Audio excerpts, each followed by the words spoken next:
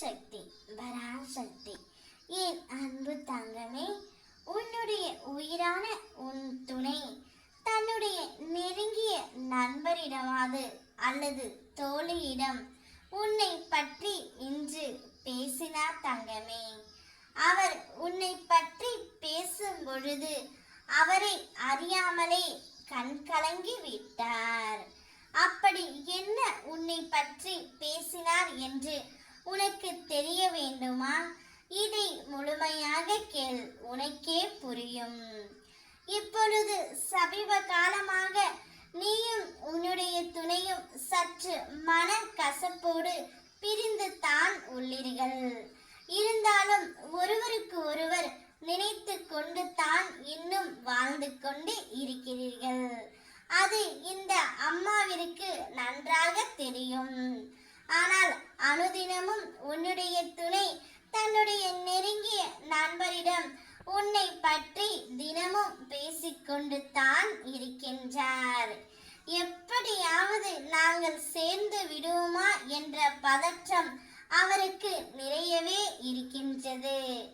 என்னுடைய துணை என்னை விட்டு சென்று விட்டால் இனி என்னுடைய வாழ்க்கை இப்படியே போய்விடுமா என்ற பயம் அவருக்குள் இருக்கின்றது தங்கமே.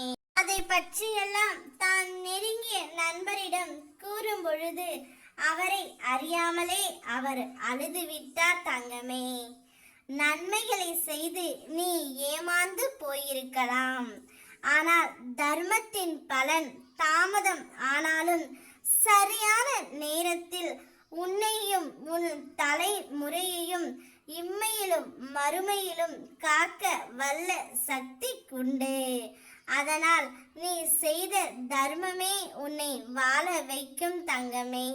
நிச்சயம் நீ செய்த புண்ணியமே நீயும் உன்னுடைய துணையும் சேர்ந்து வாழ்வீர்கள். இப்படியே வாழ்க்கை போய்விடுமா என்று ஏக்கம் கொள்ளாதே. நிச்சயம் நான் அனைத்தையும் மாற்றி காட்டுவேன். இமை பொழுதும் என் நெஞ்சில் நீ இருக்கின்ற பொழுது நான் எப்படி உன்னை கைவிடுவேன்? கடமைக்கு வைக்கும் குழம்பும் கடமைக்கு வாழும் வாழ்க்கையும் ஒருபோதும் ருசியாகவே இருக்காது தங்கமே. வாழ்க்கையை ரசித்து ருசித்து வாழ பழகு, அப்பொழுதுதான் நன்மையாக இருக்கும். நிச்சயம் உன்னுடைய துணையுடன் நீ சேர்வாய். உன்னை பற்றி அவர் கலங்கிக் கொண்டிருக்கும் நேரத்தில் நீயும் கலங்கி விடாதே. அனைத்துமே உன் அம்மா நான் மாற்றி காட்டுகின்றேன். என்னை மட்டும் நம்பி என்னுடன் நடந்து வா. உனக்கு சகல செல்வங்களையும் நான் பெற்றுத் தருகின்றேன். ஓம் சக்தி பராசக்தி.